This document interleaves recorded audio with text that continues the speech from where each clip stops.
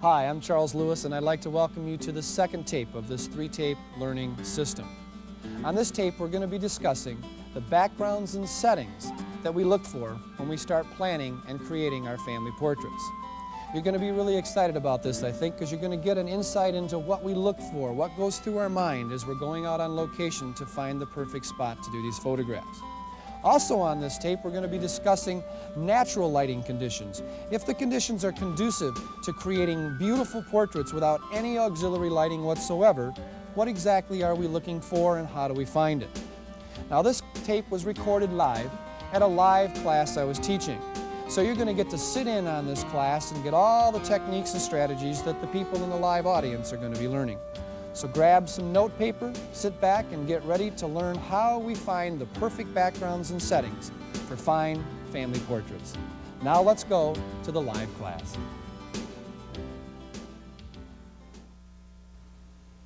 One of the most challenging areas of my photography for location photography, when I started going out on location and I started encouraging my clients to do it, and I did not charge extra to do it. And so people started saying, well, heck, if it costs the same to do it in the studio as it does at our home, sure, we'll do it at our home. We have a nice yard. Maybe we could go out there. Yeah, we'll do that. One of the biggest challenges I had with that was that I'd get there and I wouldn't know what to look for. And they'd take me by the arm, and they'd say, now, this is one of our favorite areas here. Look at our rock garden. And we've got beautiful flowers in the rock. Look at all the reds and the yellows and the greens. We're really happy with that. And the rocks back there. And they say, or they'd say, we have this beautiful, beautiful maple tree. Could we do something, by this maple tree? And I wouldn't know what to look for. I was real confused. It was a very difficult thing for me. I was out of my element. I had been working in a controlled environment for so long. And so I started doing images that I was not particularly pleased with. The lighting wasn't right. The backgrounds didn't look good. And over the years, I started learning things by mistake. Most of this stuff I learned by mistake.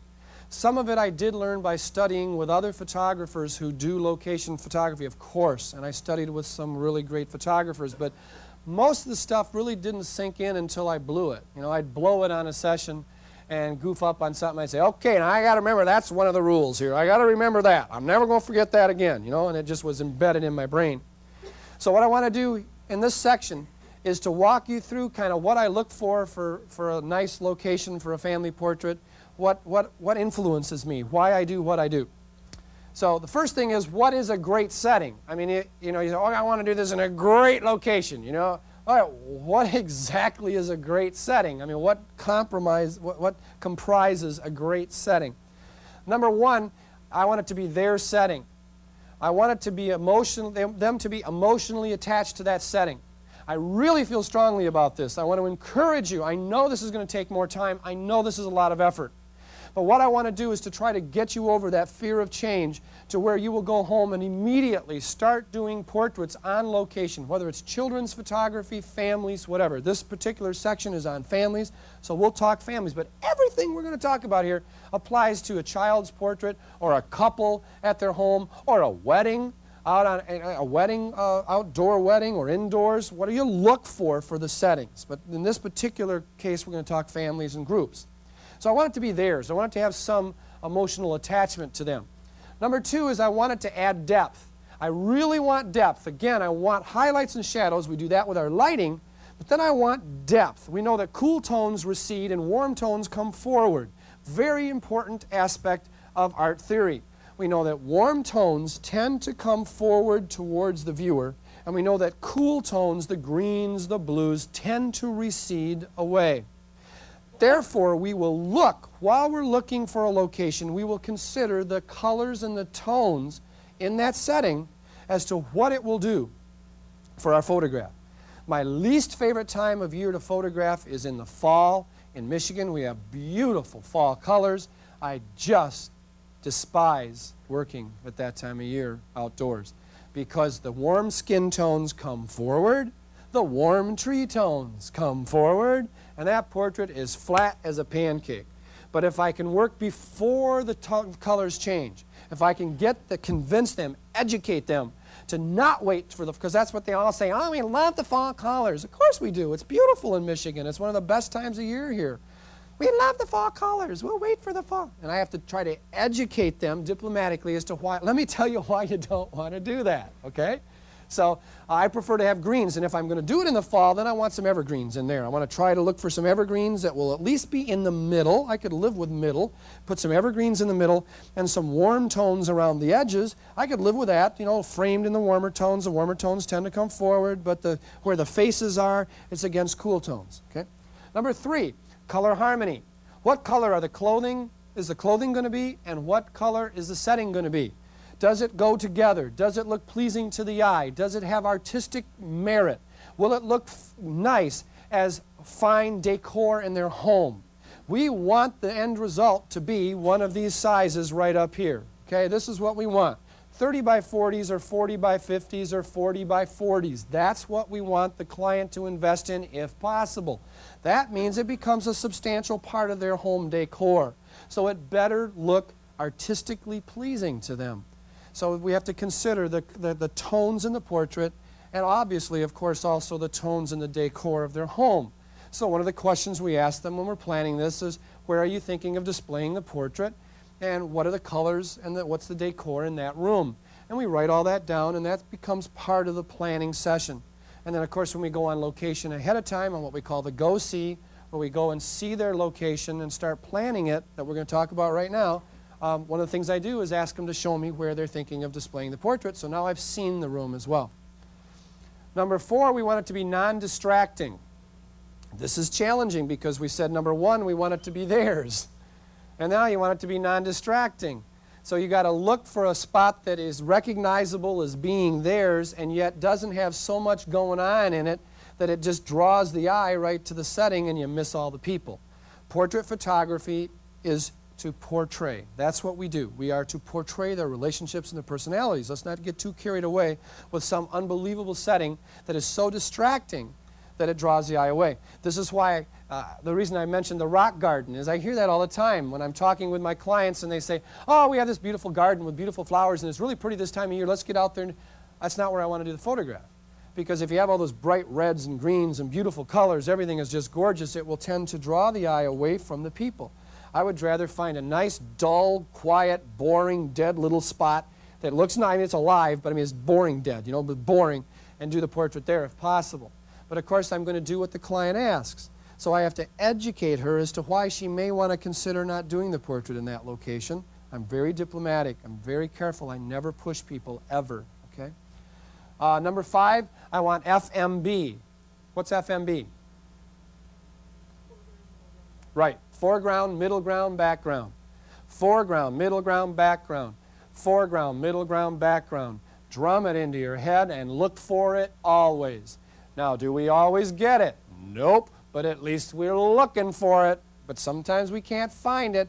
Foreground, middle ground, background means that the portrait again has more depth. Not only do the highlights come forward and the shadows recede, not only do the warm tones come forward and the cool tones recede, but in addition to that, if we have foreground, middle ground, background, it has even more three-dimensional characteristics. So that is what we'd like to look for. Now, we don't always find it, but we'd like it if we could find it. So we have to learn these theories so that when we go to the home or to the location, we're at least looking for it, because it might be right there. It might be 2 feet away from where we were if we just look. Number 6, we do not want to have any hot spots, what I call hot spots. Bright areas in the photograph, burned out, no detail, sky peeking through. I'd prefer not to have that. Sometimes, remember we said that all of the things we're going to talk about is on those 4 major areas, and one of them was continuous tones in the photograph. Okay? So I prefer not to have any hot spots that are distracting, that demand a lot of attention. Number 7, I don't want any growths. This one really drives me nuts. Growths. Things are growing out of people's heads. Okay? Antlers, okay, growing out of dad's head, you know, like this, little antlers, which are tree branches growing out, you know? Or a tree, a strong vertical. I don't like strong verticals at all. I look very carefully to not have any strong verticals. A strong vertical, here's about the strongest vertical I can find. A strong vertical is a tree obviously you wouldn't want a telephone pole in there, right? You wouldn't have a telephone pole, so you'd move so that you don't see a telephone pole. So a real strong vertical is a tree that this is at least softened. This tree is at least softened a little bit here with some little branches and leaves. But this is a strong vertical. This is a medium strong vertical, and I certainly do not want his head directly in front of that strong vertical, because then it would look like it's just growing right out of his head, and artistically it would distract from his character and his personality, because right now he is isolated here, and our eye tends to stay right there as we're looking at the people. But if you have this black thing going up outside, above the head here, it would tend to pull the eye right up. Okay? So that's what I mean by strong verticals. I want to look for something that doesn't have strong verticals, because strong verticals will always grow out of somebody's head if you're not careful. If I, or branches, tree branches, or part of a house, or a fence. Okay, if we have a fence, here's a great example of what just drives me nuts. I did this portrait too. So far, this one's really not getting very good reviews in this today, is it? This just drives me nutso. Look at that, this fence post here growing right out of her head. She's got some appendage, and it's funny, her husband's or her dad's a doctor. You'd think they would have operated on her by now, but maybe they're waiting until she gets a little older. I'm not sure what the reason is, but it's growing right out of her head, and then it grows right up into this area here. I don't like that. But in this case, my gosh, it's a miracle photograph anyway. I'm glad we got it. But the setting was, they wanted this view. I noticed how I framed the photograph. I have part of the home here. I have part of the garage area here. So these balance very nicely. I have cool tones back here. The basketball backboard was artworked out. Okay, it was enhanced right out, so you don't see that. And this could be toned down right here, but this is what I look for to try to avoid. If you just know that I am not standing up here telling you I am perfect. I am not perfect. I am human. I make tons of mistakes. I could fill days of classes with all the mistakes I've made. But what I want to do is try to learn the strategies enough to where at least I know I blew it. You know, at least I realize, that's what we call I am consciously incompetent. Okay? In other words, I'm aware that I blew it. At least I'm better than being unconsciously incompetent, or I blew it, but I don't even know that I blew it, you know? So this is what I mean by growths. I don't want things growing out of heads if I can help it, okay? Number 8, is the light directional? Does the light have characteristics that we want in such a way that they will add to the appearance of the people? Again, to repeat that again, we know that the perfect light that we want for portraiture is that we go out to the camera axis, we go 30 to 45 degrees this way, and we go 40 to 45 degrees up. That's the light I want. Creates beautiful planes on the face, beautiful highlights and shadows that will help thin their face and help them look better than they really look on film. The closer I get with the light coming from the camera, the flatter their face starts to look, and the broader their face starts to look. So I want to go right over here. But the further I go over this way from that 45-degree angle, then I start getting into longer noses. The nose gets longer. This side of the face goes dark. I start getting into that split light stuff where half of it's in highlight, half of it's in shadow. So I want directional light from the right direction. And that's the right direction. 30 to 45 degrees this way, 40 to 45 degrees up. Number 9, what about posing helpers? I need posing helpers. We're talking about posing 2, 3, 4, 5, 6, 7, 8, 9, 10 people. I got to use something to build the composition so it flows beautifully and looks artistic and compositionally pleasing. I need to place the adjacent heads on different levels. We'll talk about that in the posing section. And how am I going to do that? I've got to have something to sit them on, lay them on, pose them on somehow. So one of the considerations in a great setting is what kind of posing helpers are there. What I prefer to do is to find a location that has natural posing helpers that are already there. I mean, that's the perfect thing. Well, dream on. That doesn't happen very often. But once in a while, you might find a location, like I mentioned my log location where I was taking all of my clients for a few years. It was perfect. It had perfect lighting, perfect background, and this beautiful log. And you could pose people all over this log. It looked like $1 million. You know, when it was there, the log was too big to move. It was lucky it was there. But that's very rare. Most of the time when you go out on location, you're going to have to bring in some posing helpers. You're going to have to do something. And then will those posing helpers go with the setting? Do they make sense to be there? You don't want to be out in the middle of the forest with patio furniture. You know, it goes, huh? You know, it would have to be logs. It would have to be logs or little benches that you don't see, little posing stools that you don't see, you know, that were kind of hidden. Other than that, so the posing helpers are an important part. And then number 10 is it the right style? Is the setting going to convey the message that this family wants to convey? Does it artistically say what they want to say? If they're a very formal family, they always are dressed in coat and tie everywhere they go, the kids included. I mean, always then you would probably want to do that portrait indoors, in their living room, on the formal furniture, dressed like that. Or if they're always casual, we never dress up. Even when we go to church, we go in more we dress nicely, but it's casually nice. That wouldn't look like them. So that style question is, does it fit with their personality? I do the same thing when I'm directing them on clothing. If a father never wears a long sleeve shirt, never. Okay, I've had husbands and fathers who are executives that own their own business or whatever, and they want us to do a nice family portrait. And I say, well, let's wear long sleeves, covers up the arms and the elbows. And he says, or the mother usually is who's talking with us at that time, and she says, my husband never wears a long sleeve shirt. He's always, even when he wears a coat, and you know that you want a cuff, it makes the coat look like it fits. He never wears a long sleeve shirt. They drive him nuts. You know? Okay, then I can't put him in a long sleeve shirt. Okay? Does the style say what their personality is?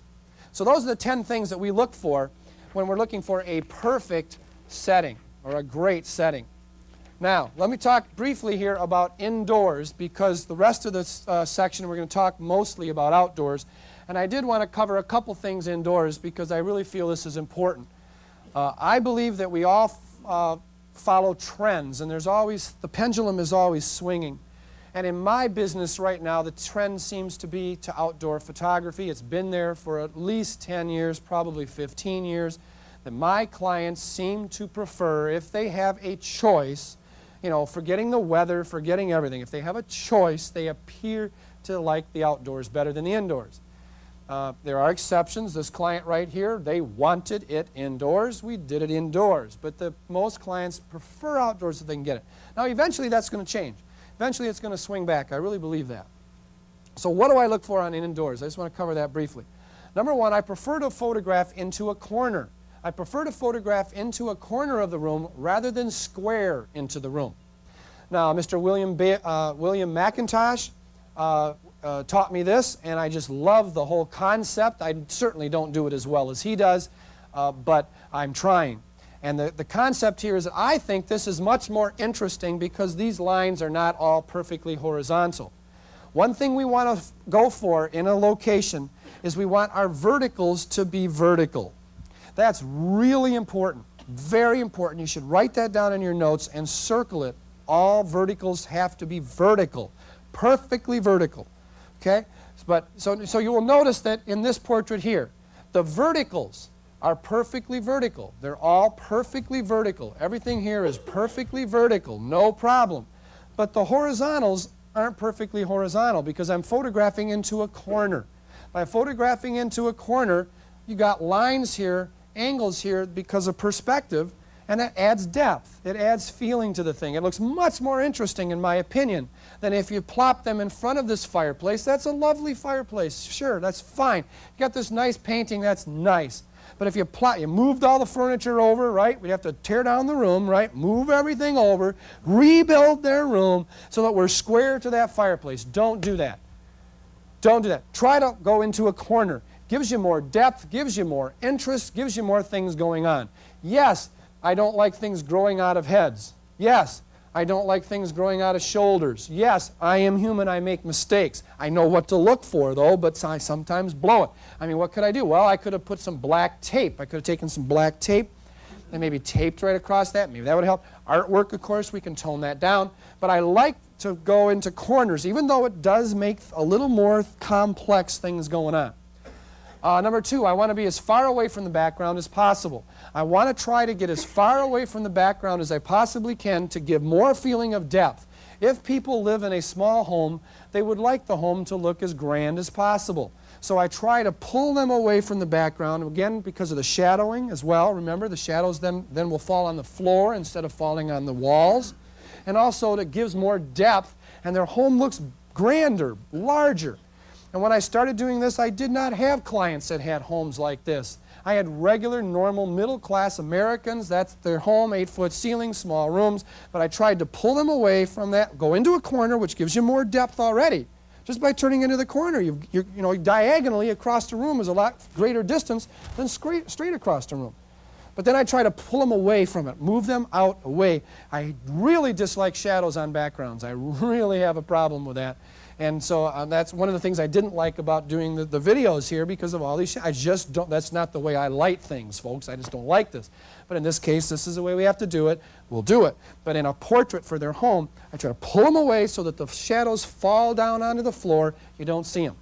Number 3, leave the furniture where it is if at all possible. Were we able, or when we're looking at location, would we be able to photograph this setting without moving the furniture?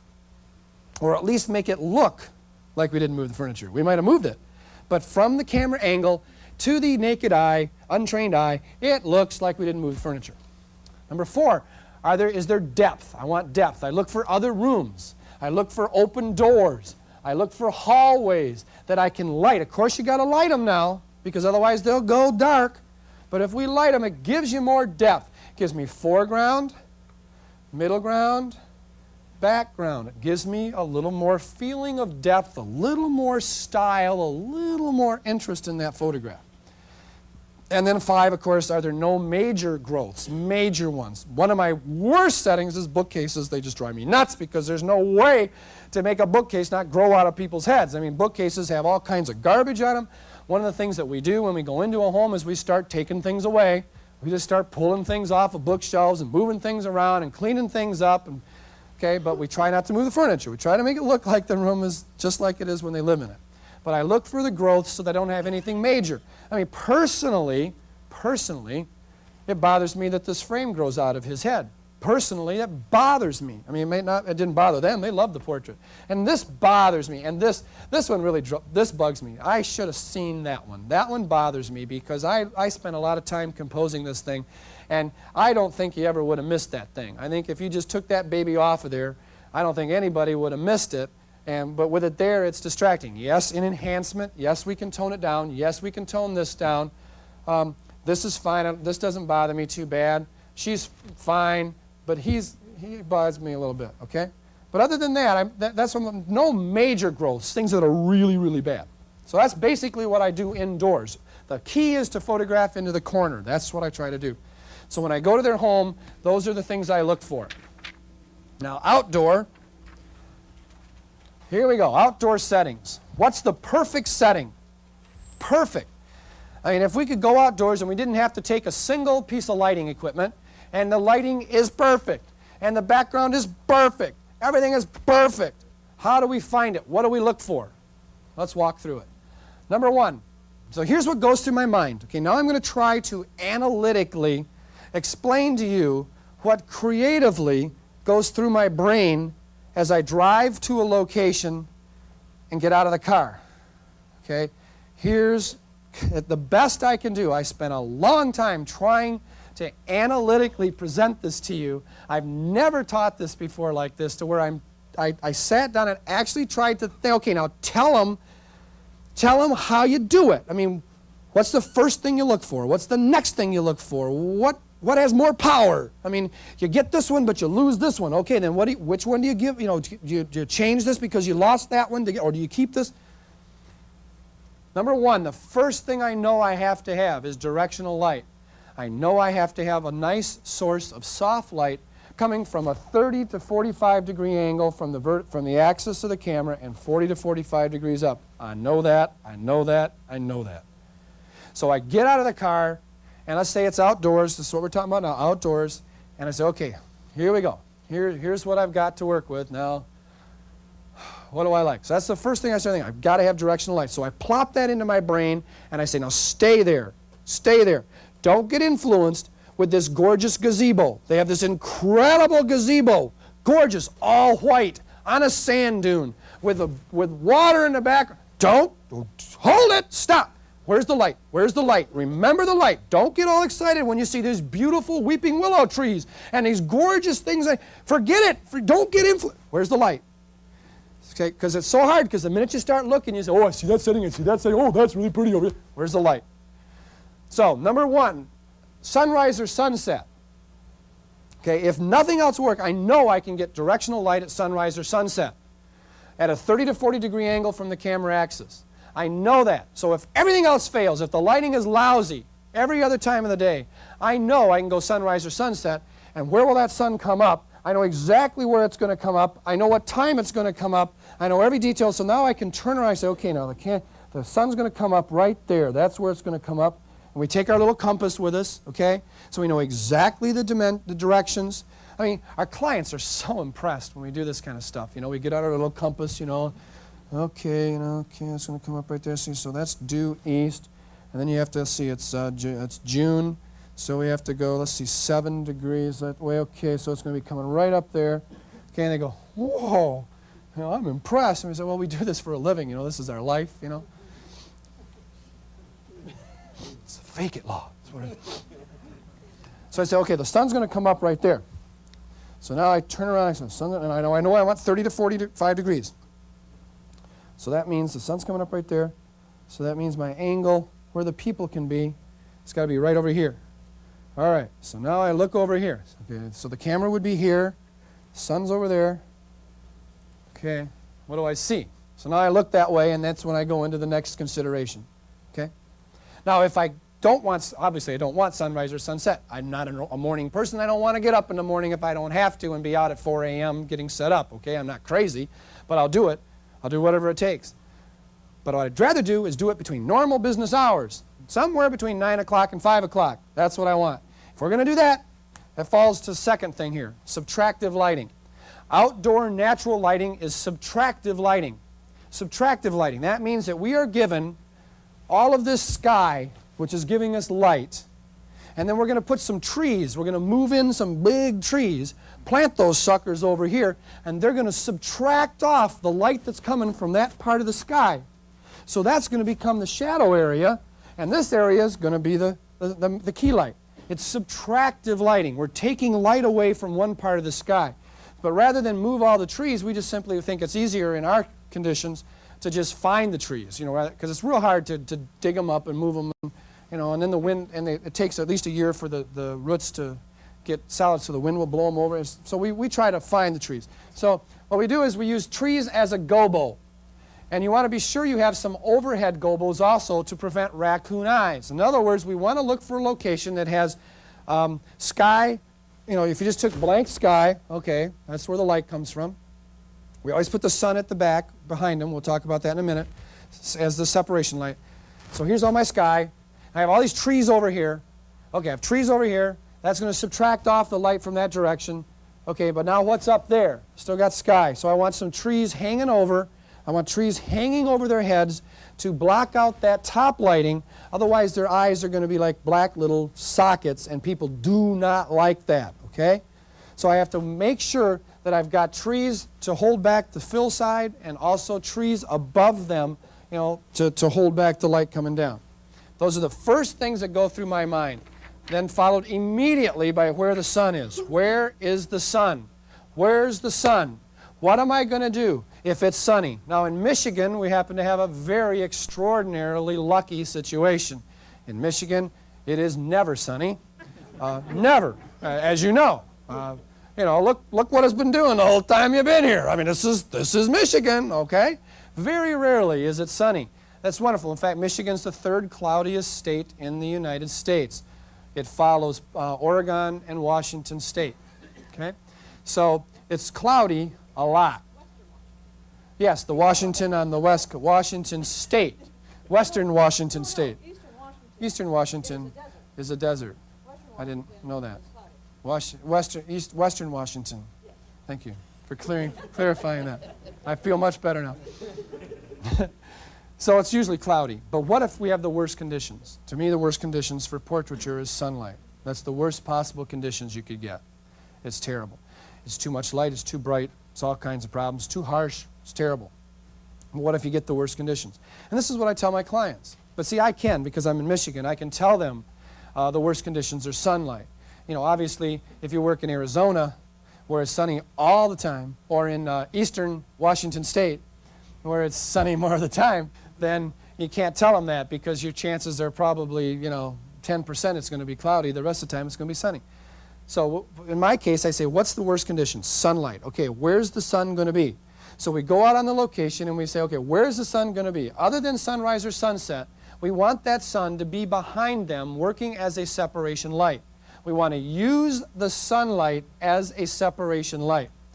For example, this portrait right here, okay, this portrait here, we used the sunlight very, very strategically as separation lighting.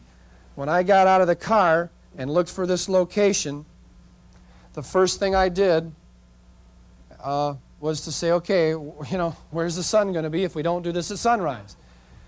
So I knew the sun had to be at their back. That means that in portrait photography, we are always aiming sort of to the south in the northern hemisphere, because the sun is always towards the south. So we're always aiming, depending on what time of day it is, sort of towards the south, either southeast, south, or southwest. That's kind of because the sun's always to the south. So I just turn to the south and I look to the south and I say, okay, now here we have perfect conditions for lighting, because we don't want the sun to hit the faces. Okay, the next consideration is exactly what view are we going to have of the face so that the sun doesn't come across, hit the face. I can live a little bit of skimming light, a little. I can take a little bit of skimming light on the side of the face, but just a little. And I certainly, under no circumstances, want the sun to hit the nose.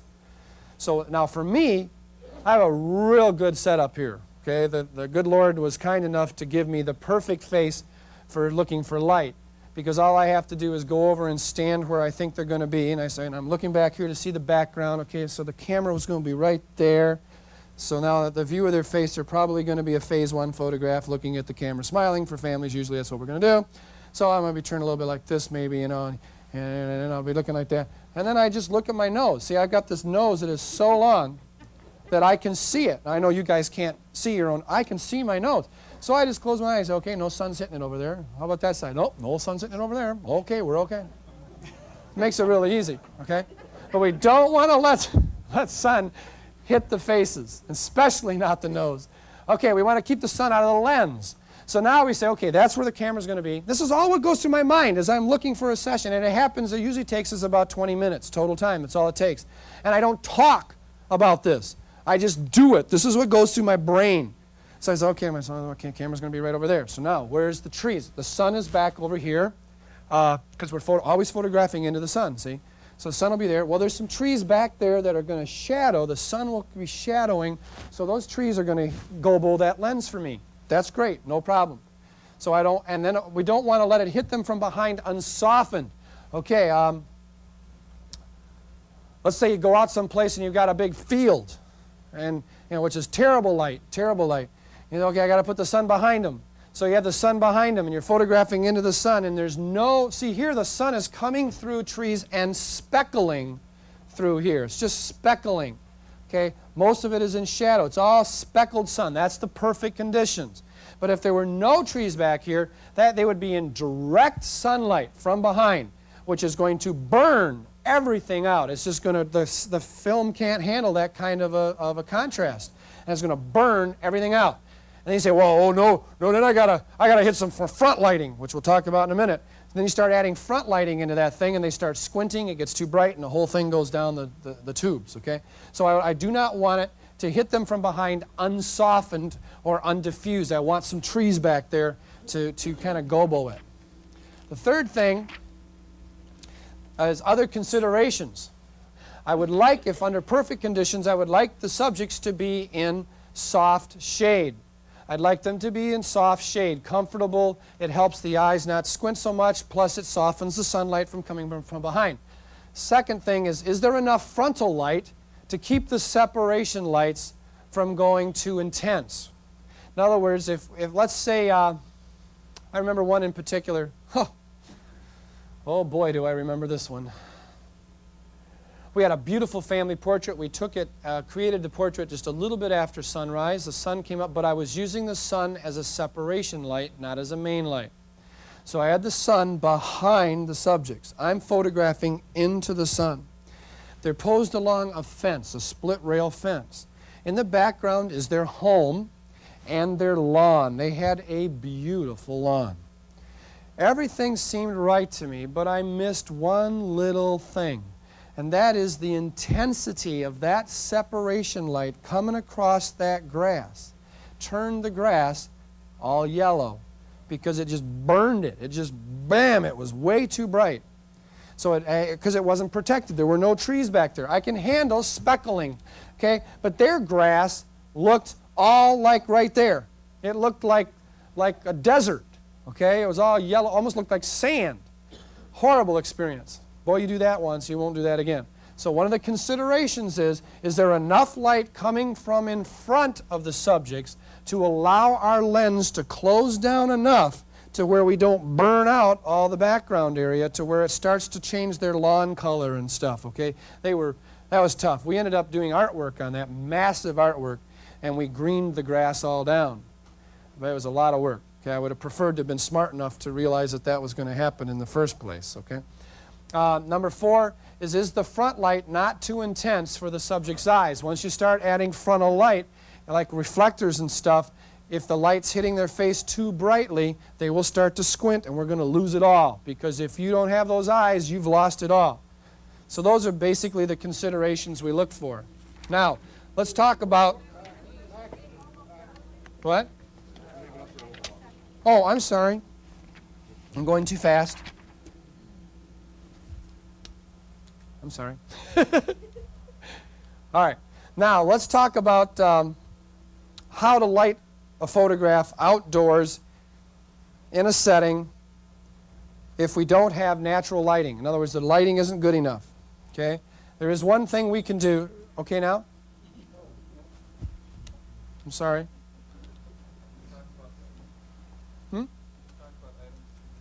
Item C is the frontal light from the correct... Oh, no, I never did. Is the frontal light from the correct direction and height. Again, you know that's 30 to 45 degrees this way and 40 to 45 degrees up this way. Those are the things that go through my brain as I'm looking for the location, especially the growths, the hot spots, and the direction of the lighting. But what if you don't have... What if you have the setting, you have the separation lighting coming from behind, such as in this portrait right here. You like the depth. You have some nice trees. Subtractive lighting on the left-hand side means the main light's going to come from the right-hand side, open sky. Everything's right, but there's just not enough of it. It's not quite there. Then the one thing we can do is to use a reflector. We can use a reflector. I do not like reflectors. I prefer not to use a reflector if at all possible. Because in portrait photography, you start bouncing light back into their faces and chances are extremely good they will start to squint. And the eyes are the window to the soul. So I'm real uncomfortable. I have created a few portraits with reflectors, but very few. Now this one right here happens to be one of them. That was a reflector. But most of the time, I don't do that. Now, types of reflectors. The first type is purchased or homemade ones, where you simply take a white bed sheet, for example, and you just have an assistant hold that bed sheet up, and it catches some of the sunlight that's coming from behind them and bounces some of that light back into their faces, okay? That's the whole idea, is to bring the intensity of the frontal light up enough to where the background isn't going to burn out. Or you can invest in them. I use Photoflex equipment. Photoflex makes beautiful, very adequate sized reflectors that are very portable. I use them all the time. You'll see them tonight. Those of you who will be here for tonight, we use those all the time. The second thing, though, is natural reflectors. Natural reflectors, in my opinion, are much better to use if possible, and that is because they're usually bigger. For example, let's start with this one over here. The main light for this portrait right here was created by their home. Okay, their home is the reflector. It's a white, it's kind of an off-white, almost pure white house. It's placed right over here. Okay, this is their deck. They have a pool right here, and on the other side of the pool is their home. So now the sunlight was coming in from over here, camera left, left and back, comes across like this, gives us a little separation lighting, but not much. It doesn't hit them hardly at all. You can see a little speckling right here. It's just kind of speckling through the trees. But it comes over here and hits that house. Bam! Hits the house. Boom! Bounces back. Gave us beautiful directional lighting. If I had not had that house there, I would have had to auxiliary light the photograph. Now that would have been an interesting challenge because I had no room on this side at all. Well, I would have eventually had to because the only other choice, if I couldn't put the strobes over here with the umbrellas, I would have had to have someone standing in the pool holding the strobes. And that would have been Ed's job. Ed would have been doing that. He has one strobe in one hand, the other strobe in the other hand, and then when we fire that strobe, did you guys see King Ralph? The movie King Ralph, where he executed the entire royal family when he fired the strobes because they were in the water area because it was raining? It was hilarious. So that would have been Ed, but we could only make one exposure. So it better be a good one. Anyway, because the house was placed strategically there just by luck, when I went to the home to scout it out and to go see, that was one of the considerations that went through my mind. How am I going to get a main light? Because they have deep set eyes, so we got to watch out for raccoon eyes. The light, there is nothing above them. They're on a deck. Above them, there's nothing. So I'm going to have light coming down, top lighting coming down. I don't have branches hanging over them. So, oh boy, I need some kind of lighting to help. I'm going to have to bring those strobes out here and auxiliary light it. Nope, I didn't have to because the light hit the house, bounced back. But we went prepared. We took the equipment with us in case it were densely cloudy and we had no sun bouncing off the house, then I would have been ready. But because the house was there and the sun was out, that was how that was done. This one here was lit with a reflector. But what we used for this reflector was his RV. He had a big old RV parked in the driveway. So when we showed up to do the photograph, I'm trying to figure out how to get enough frontal lighting of the right direction to be able to get my exposure up to a shutter speed that would give me freedom to freeze. I had 2 dogs and 2 young children. I was worried about blurring. I knew I had potential for a wall portrait here. I wanted to make sure everything was perfect. So we had them strategically move the RV, okay, and turn it a little bit so that the sun would come in, hit the RV, and it was an off-white RV, and it just hit the RV and bounced the light right back in from the perfect direction. It was a little low, okay, we wanted 40 to 45 degrees up, but we couldn't get enough helium pumped into the RV to lift it up to that perfect altitude, so we lived with it at that level, and it just comes in, but it looks very nice. They were very pleased. So you can use an RV or a trailer or something like that. The main thing on reflectors is to make sure that you look for not having too much light. I really want to warn you about that. It's a lot of fun to walk out there with a reflector and, oh, look what that does to the face. Boom, you pop, big silver reflector, and you pop it in there. Wow, does it ever pop? Yeah, it pops all right, but meanwhile they go, ooh. I was at Disney World a couple of years ago when ABC was filming the Walt Disney Easter Parade. And I just happened to be there by accident, and I was just thrilled because it's the first time I ever got to see an actual production with it, the incredible amount of equipment these people bring in. But I watched the set. Now, this Joan London character, she is good. I was so impressed with her. She is really good. I don't know how she could do it. I mean, they were hitting her with so much light from the front to bring up the intensities and get the background all balanced and everything. I don't know how the girl even kept her eyes open for a minute. I don't know how she did it. And they would say, okay, 5, 4, 3, 2, 1. And she'd be smiling and talking and reading her cue cards and just everything was wonderful. And then they'd say, okay, we're gone for a commercial or whatever they're going to do. And she'd go, it was just horrible. I got sore watching her. Our clients can't do that. She's a pro. Our clients can't do that. You hit them with too much front lighting, and those eyes start coming down and squinting. And what are you going to do? Sit there and say, okay, now open your eyes up real wide now. So then they'll go. So you got to be real careful with that, okay? So anyway, be careful with reflectors. Try not to do it. Let's talk about the equipment that you want to use for doing a nice family portrait. The equipment is a very important part of this. Number one, use a heavy-duty tripod, major heavy-duty tripod. I use a Majestic tripod. It weighs a ton. But boy, oh boy, when I set that baby on the ground, it does not move. It stays there because I want absolutely no camera vibration at all. You know we're working at a 30th or a 60th or a 15th of a second. We're somewhere in there because we want soft light. We don't want it to be too bright. So we're almost never going to hit a 1/25th. We almost never get that bright. It's usually a 30th to a 60th right in there. So I want a heavy-duty tripod.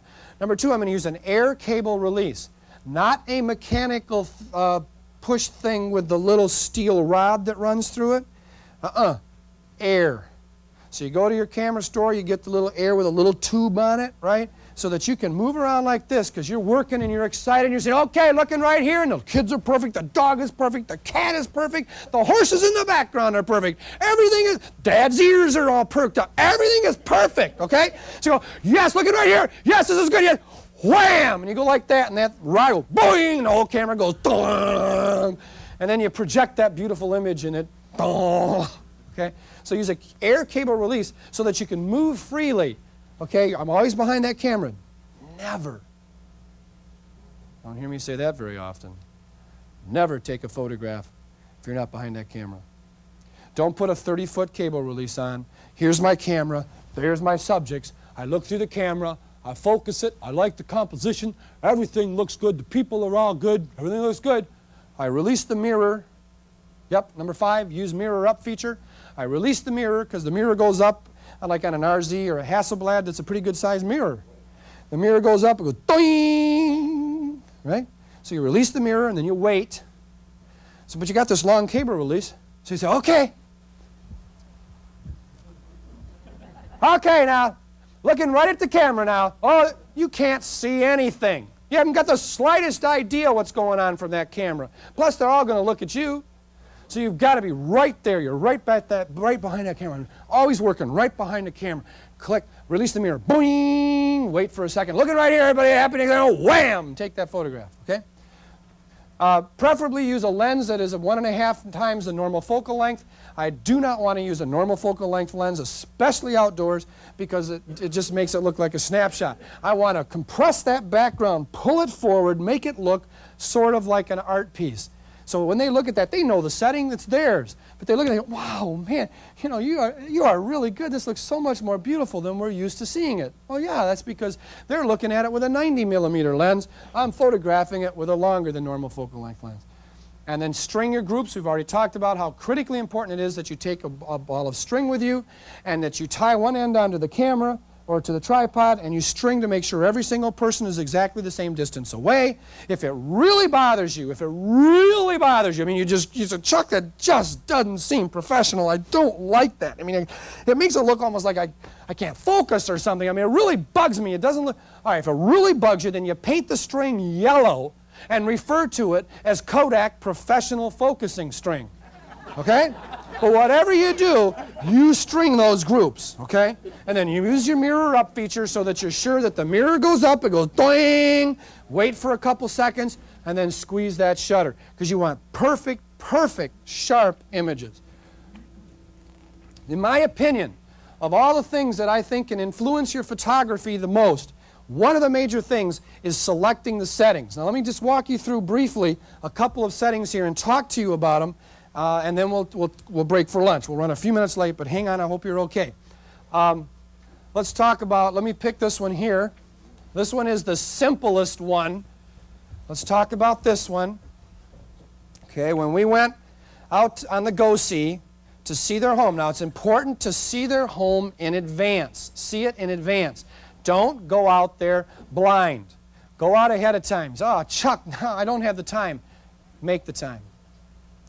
So you go out to their home, and you look at the, can you see that okay? Jay, is that okay?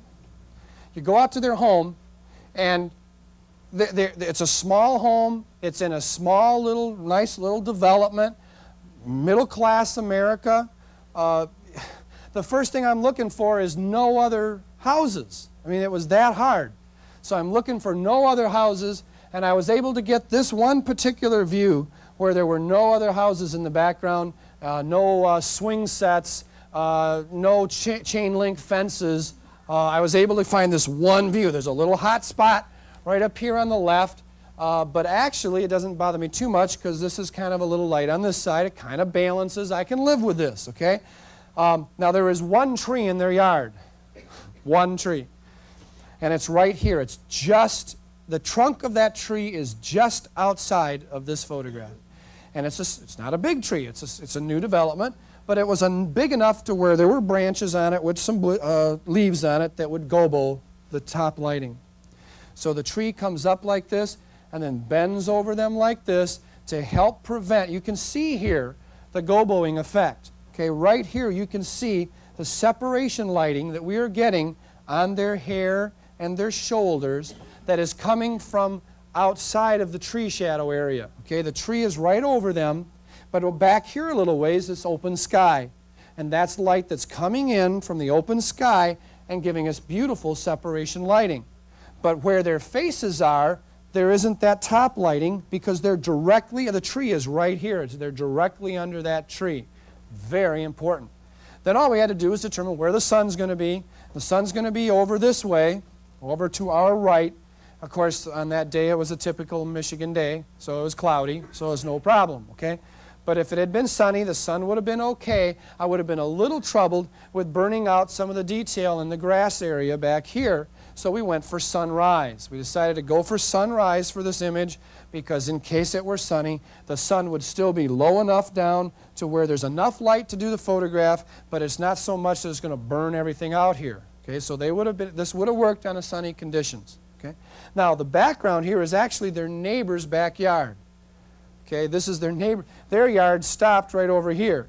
Okay, and went over here, and then it went down this way like this. This is their neighbor's backyard.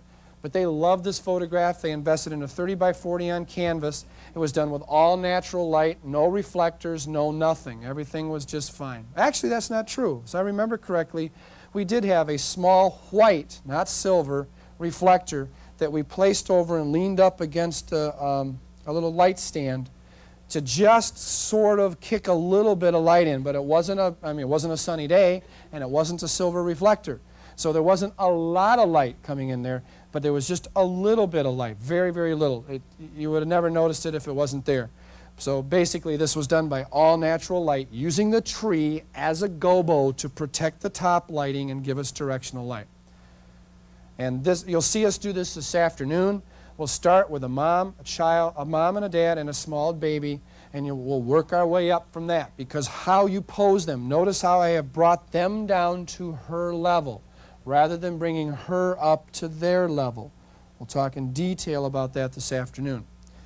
Okay, this location here we already talked about. This was the only view I could do. When I saw that home, it was the only view. This was it. Sunrise had to be at sunrise, early morning. It wasn't at exact the second of sunrise. I believe it was 9 a.m. I can't remember. Ed, do you remember? It was not the second the sun comes up, obviously. The sun was up high enough to kick some light through here. But the RV saved us, although if the RV had not been there, the RV was not there the day we saw the location. We had all open sky over here. All this up here was open sky. Their home was over this side over here, and this was all open sky. The sun would be behind them. Everything was perfect so that enough light would kick in from that open sky. Now, my perfect conditions are partly cloudy or partly sunny, where there's a couple of strategically placed PhotoFlex medium-sized clouds that are placed there in the little puffy ones, okay? And they're put up there in the sky, right over there at that angle. So the sun's back behind them. The sun hits those clouds, bounces back down until they're faded. That's the perfect conditions. We didn't have that day. It was perfectly darn it sunny. I mean, it just, blue sky. Blue sky doesn't reflect much light, It's just... So that's where we were lucky when we got there. The RV was there. So that's how that one was done. All right. This one here, as far as they're concerned, this is their family. This is their family. And this one here was done at the second the sun came up over the horizon. That is my favorite time of day to photograph people, is sunrise. It's not my favorite time of day.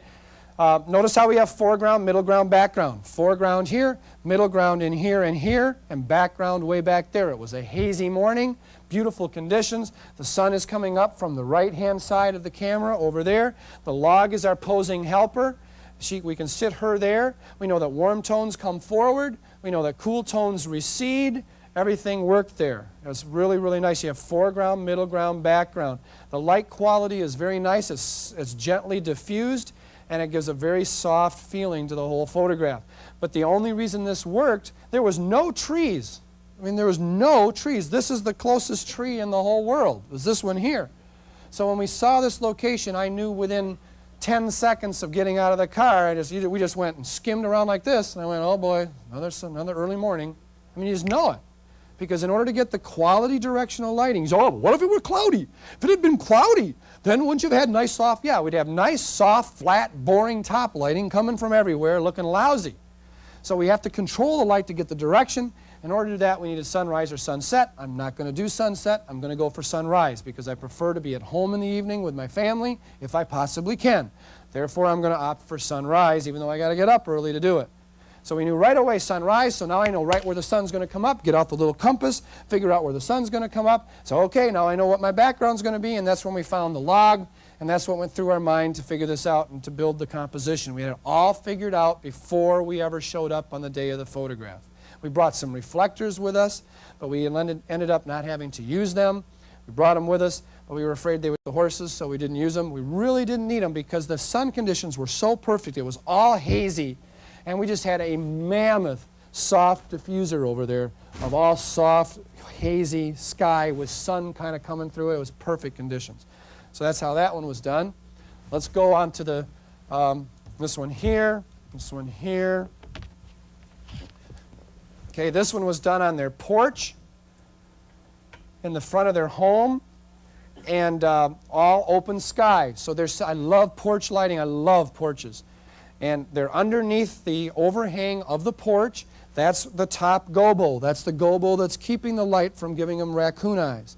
The rest of this is exposed by natural open sky. There's no sunlight anywhere. It's just beautiful, soft skylight coming in. It's a little bright. These people had extremely sensitive eyes. Extremely. I have very sensitive eyes because I don't eat 10 carrots in 10 years. I just don't like carrots. My eyes are real sensitive. Their eyes were real sensitive as well. And father especially was always squinting. I was constantly trying to coach him to open his eyes a little but not bug him, you know. They were very pleased with this photograph. We'll talk about this in the posing section very well because there's some very interesting things going on with the posing. But we did one in the front of the house like this, and then we did one in the back of the house with the sun at the back. The sun was behind the house, okay? So it's actually the sun's at our back, or at their back right here. The sun is, they're all in shadow. We're all in the shadow of the house. This one here was done at sunrise. We did 3 different compositions in this particular setting. The first one was done in the back over by the gazebo back here. We did a really nice composition there. That was the first one we did at the second the sun came up. I mean, the very second that it came up. Then we moved to the front of the house. We had to get to the front here before that sun got up too high. So now the sun's starting to peek through on these trees here. It's still okay. We're using open sky for the main lighting. That's all there is. There's no auxiliary lighting, certainly no flash fill, no reflector, no nothing. That was the second composition we built. Then we went over to the right over here and did another one down in all green on the ground, on the grass and everything. We did all 3 of those. Then we went indoors, as you heard earlier, and we did just the children together, and son of a gun, that one ended up being their favorite, so that's the one they got. This one here on the beach is an exception. This is not the way I do my photographs. It breaks all my rules. They invested in a 30 by 40 on canvas of this one, so I guess I did okay. But it wasn't the way I would have done it. We were not planning on going down to the water. This is a client we've worked with for a number of years. We went to their home. We did them in front of, actually it's their cottage. We did them in front of their cottage. We had to know the sun was right behind them. We started the session at 4 o'clock in the afternoon. The sun was still up quite high. And we did a photograph with the cottage in the background along a split rail fence. It was just beautiful. We auxiliary key flashed it. We used flash key light, just like I talked about earlier. And it was very nice. Then they went in and changed into all white, which was her idea. She had brought that up. I said, I love it. Let's do it. So we did it. And we went out onto their deck that's up on top of the sand dunes that looks down over Lake Michigan. And that's where I thought the one was going to be. I thought that was going to be the one. And it was too bright that day. It was pure sunlight. It was blue sky. It was just too bright. So we used our flash key light again, moved the lights back there, set up the translucent umbrellas just like we talked about. So the sunlight is the kicker light coming from behind. That was beautiful. I was sure that was going to be the winner. And then at the last second, she said, well, why, it's really quite nice out. Since we're all done, why don't we run? I love working with people like this. I love this. This is what I'm a client-driven person. Give me your ideas. I love ideas, okay? She said, why don't we run down? Of course, we're tired, and it's hot, and they're tired. And, the kids are going, oh, Mother, you are such a pain, But she's all excited, and she's saying, let's run down and get by the water. So we trucked our stuff down. We didn't take the strobes with us now. We just went down. I said, okay, the sun's getting low enough to where I might be able to pull a photograph off here, but it's still way too contrasty. That is not a 2-to-1 lighting ratio. Believe me, I know that. So we ran down there, and we saw this log, and we built the composition. And since we were all done, we said, okay, we'll go ahead and we'll put you down there on the dirt. So she's sitting on the sand, and the girls are in the water, and the waves are coming up, and the whole bit. And the sun's in the wrong place. And you can see we have split. It's not even really good split light. And we're talking lousy lighting here, folks, okay? It's not split. It's not even split because it's too far back so that it hits the side of the face. Then there's dark area. Then it hits the bridge of the nose. I mean, that's just, I know better than this, okay? But we were desperate. It was her idea. She said, I don't care. I said, but the lighting is a little not good. She said, I don't care. Just do one for me, okay? I said, no problem. You've got it. We did it. We did like 3 exposures or 4 exposures of this, and then the kids said, enough is enough. I am out of here. I mean, I've been patient for hours. Enough is enough. I want out of here. And we were done. This ended up being their favorite one, 30 by 40 on canvas for their home, and they got a smaller one for the cottage. So they were really thrilled with that. But again, this afternoon we will talk about the posing and the composition and how we built all of it. Let's see, let's just talk about one more over here. This one right here. This one was a very challenging session. Both Mom and Dad are physicians, both of them. And that getting their whole family together was like a miracle. And they were late, of course. And by the time they got there, the lighting was not what I had wanted, but we had set up our auxiliary flash key lights. So we put the flash key lights up, and this is auxiliary lit. The lighting was getting low and dark, but they just loved the rich green tones in the background. Again, we built the composition, stringing it. You can see how easy this would be to string because we have nobody behind anybody else. The closest thing is Dad behind Mom, and he is leaning way forward. So we just strung it, got every person the same distance away from the camera, used our flash key light method of lighting it, feathering it, of course, to the person that's farthest away from the camera, making sure the meter reading is the same all the way across, and they ended up with a 30 by 40 on canvas of that one. So in my opinion, if you can start developing a style of going on location, going to their home, looking around, taking some time to plan what you're doing. Sometimes we are so busy we don't even have time to think. Well, ladies and gentlemen, you get paid to think. Your job is not to expose the negative properly. Your job is to design something that your clients will give you a substantial amount of money. They'll trade you their big pile of money for your little teeny product. And what they'll trade you, and the only way they'll do that, okay, there's no thinking at Sears and Penney's. And I don't have anything against Sears and Penney's. They fill a need. Or Kmart, okay? But that stuff is set up, nailed down. There is no thinking. I used to work at a place like that. I know. The biggest amount of thinking I had to go through was which background to pull down. That was the only thought there was. Everything else was just get that kid looking at that camera, smiling for a 10,000th of a second. That's all I need to do. Okay? This is different. This is designer photography, where you go out on location ahead of time, meet with them ahead of time, meet the children ahead of time, get to know the family a little bit, consult with them on clothing, build the clothing to go with the setting, find the perfect time of day, look for the locations so that there's nothing growing out of their heads and it has depth, and then you go out another day and create these images. Then you go into that presentation room and you present them in such a way that it knocks their socks off, and you watch what happens to your income and your pride and your honor and your reputation in the community as a fine artist. You can do this stuff, and I encourage you to start doing it today. Thank you. Thank you very much. If you have any questions about any of the information that we've covered on this tape, or would like to contact us for any other reason, here's our address and our phone number so you can give us a call at any time. We're really dedicated to helping you learn and go and grow wherever it is you'd like to end up being. So if you need any help or have any questions, please feel free to call us. We're here to help you in any way that we can.